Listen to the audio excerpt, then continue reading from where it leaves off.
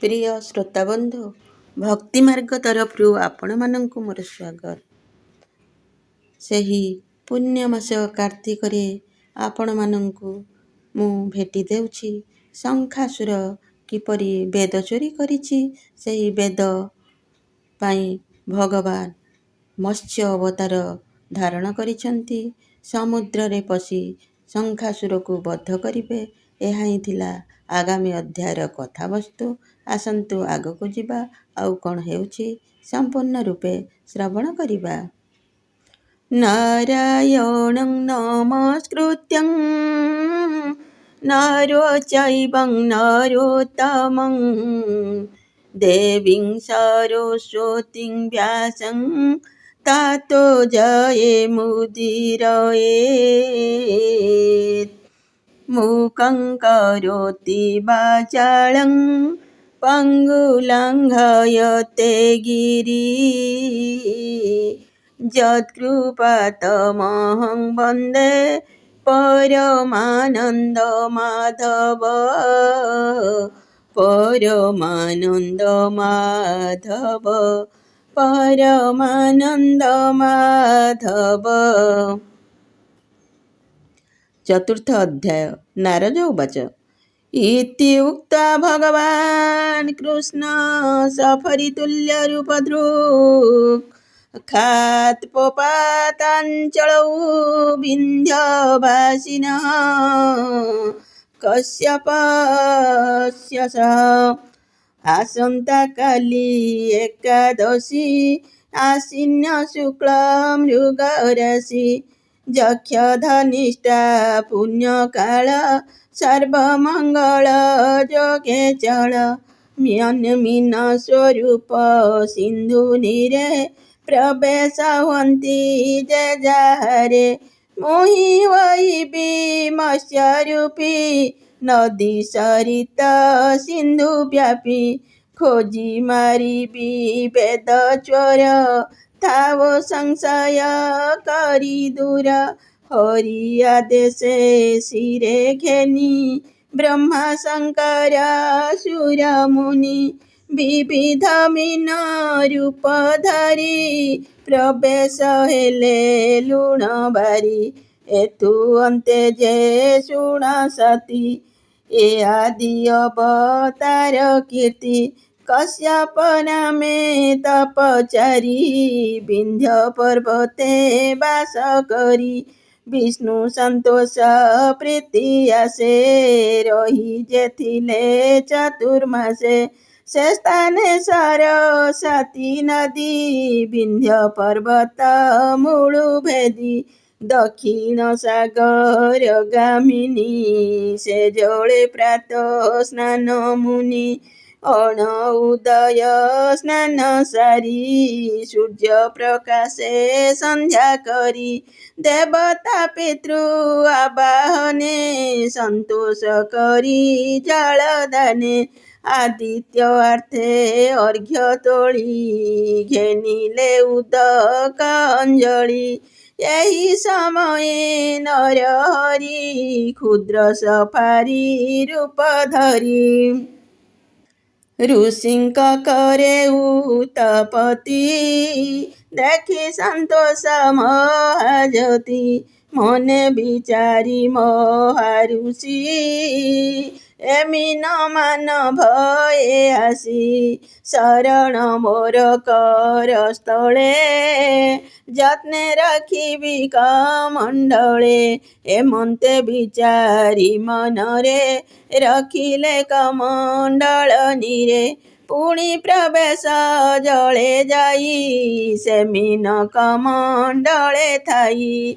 ଡାକଇ ରଖ ତପଶୀଳ ଏ ଯେ ସଂକୀର୍ଣ୍ଣ କମଣ୍ଡଳ।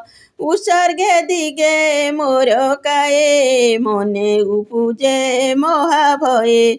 ସାରସ ଋଷି ଗଣେ ଦେଖି ନେବେ ତୁ ମୋତେ ରଖ ଭଲ ଠାବେ। ଶୁଣି କଶ୍ୟପ ମହାଋଷି ସେ ମୀନ କୂପରେ ନିବେଶି।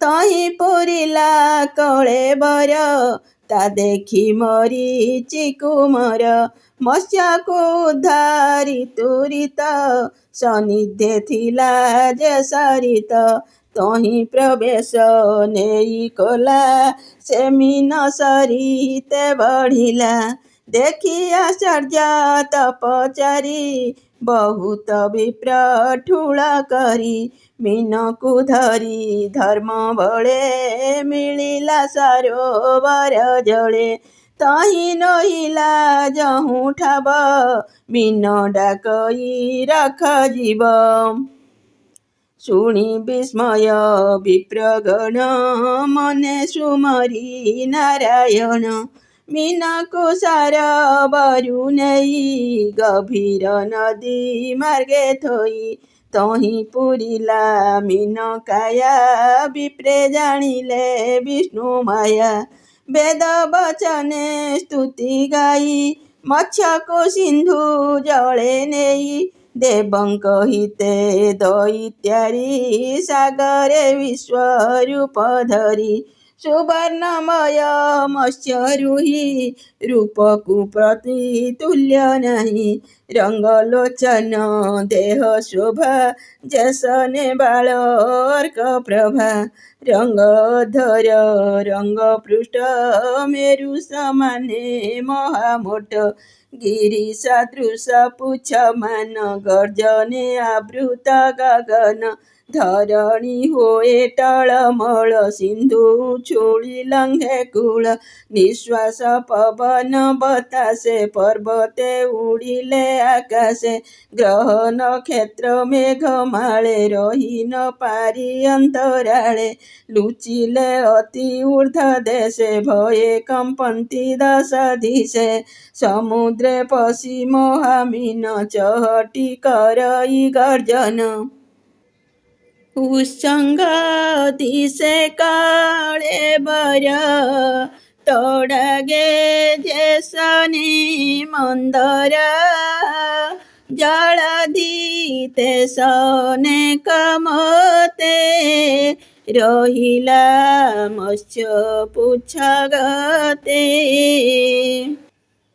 ସିନ୍ଧୁ ହୋଇଲା ଜନ ଶୂନ୍ୟ ସୁଖୀ ଦିଶନ୍ତି ସର୍ବମୀନ ତାହାଙ୍କ ମଧ୍ୟେ ଶଙ୍ଖାସୁର ଦେଖି ଆନନ୍ଦ ଚକ୍ରଧର ତକ୍ଷଣେ ନିଜ ରୂପ ଧରି ନିଗମ ଚୋର ବନ୍ଦୀ କରି ମିଳିଲେ ବଦରିକା ମନେ ଦୈତ୍ୟ କମ୍ପଇ ଭୟ ମନେ ଗୋବିନ୍ଦ ତାର ଭୁଜ ଧରି ବଦନେ ବଦନ ସଞ୍ଚରି ପବନ ପୂର୍ଣ୍ଣ କଲେ ଅଙ୍ଗେ ତକ୍ଷଣେ ଶଙ୍ଖ ତନୁ ଭାଙ୍ଗେ ମାଂସ ଶୋଣିତ ଚର୍ମ କେଶ ଉଡ଼ି ପଡ଼ିଲା ନାନା ଦେଶ ତାଜୀବ ଲଭିଲା ମୁକତି ରହିଲା ଆଶ୍ରେ କରି ହସ୍ତି ଦେଖି ସନ୍ତୋଷ ବନମାଳି ଘେନିଲା ବାମ करे ତୁଳି ମଧୁରେ କଲେ କମ୍ବୁ ସ୍ୱର ଧୁନି ଶୁଭିଲା ତିନି ପୁର ଶବଦ ଶୁଣି ସୁରଗଣ ସନ୍ନିଧେ ମିଳିଲେ ତକ୍ଷଣ ଗୋପ୍ୟ ଯେ ଥିଲେ ବେଦ ଚୋରି ତକ୍ଷଣେ ନିଜ ରୂପ ଧରି ଶାସ୍ତ୍ର ସହିତେ ଇତିହାସ ମିଳିଲେ ନାରାୟଣ ପାଶ ଦେଖି ସାନନ୍ଦ ଲକ୍ଷ୍ମୀ ନାହ ବ୍ରହ୍ମାଙ୍କୁ ସମର୍ପିଲେ ତାହା ବିଧାତା ପାଇ ନିଜ ପଦ ସଂସାରେ ଉଦ୍ଦେହ କଲେ ଚେଦ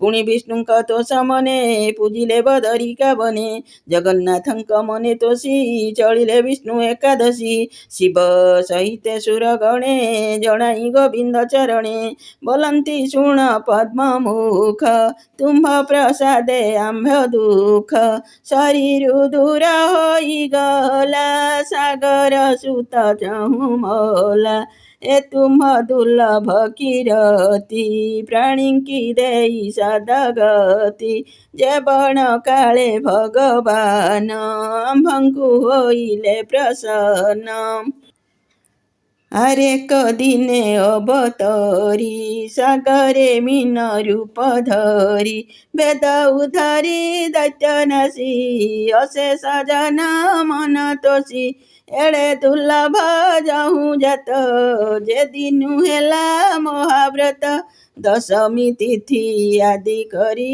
ଦ୍ୱାଦଶୀ ମଧ୍ୟେ ବ୍ରତଚାରୀ ମଧ୍ୟ ଦିବସ ଉପବାସୀ ବ୍ରତ କରିବେ ଏକାଦଶୀ ବେନି ପକ୍ଷରେ ବେନିବାର ବ୍ରତ ପାଳିବେ ସୁର ନର ସଂକଳ୍ପେ ତୁମ୍ଭ ନାମ ଚିନ୍ତି ଖଣ୍ଡିବେ ତ୍ରିଗୁଣ ବିପତ୍ତି ଅନ୍ତେ ଲଭିବେ ତୁମ୍ଭ ପୁରୀ ଏମନ୍ତ ଆଜ୍ଞା ଦେବା ହରି ଶୁଣି ସନ୍ତୋଷ ଦୟା ନିଧି ବୋଇଲେ ବ୍ରତ ହେଉ ସିଦ୍ଧି ଏମନ୍ତ ବୋଲି ତାହୁଁ ଚଳି ପ୍ରୟାଗ ତୀର୍ଥେ ଯାଇ ମିଳି ପବିତ୍ର ଜଳେ ସ୍ନାନ କରି ବେଗେ ପୂଜିଲେ ଦଇତ୍ୟାରି ବ୍ରହ୍ମା କହିଲେ ଶୁଣ ବ୍ରତେ ସର୍ବଦେବଙ୍କ ସାନ ମତେ କାର୍ତ୍ତିକ ମାସ ଆଗମନେ ଜଣାଇ ବିଷ୍ଣୁ ସନ୍ନିଧାନେ ବୋଲନ୍ତି ଏ କାର୍ତ୍ତିକ ମାସ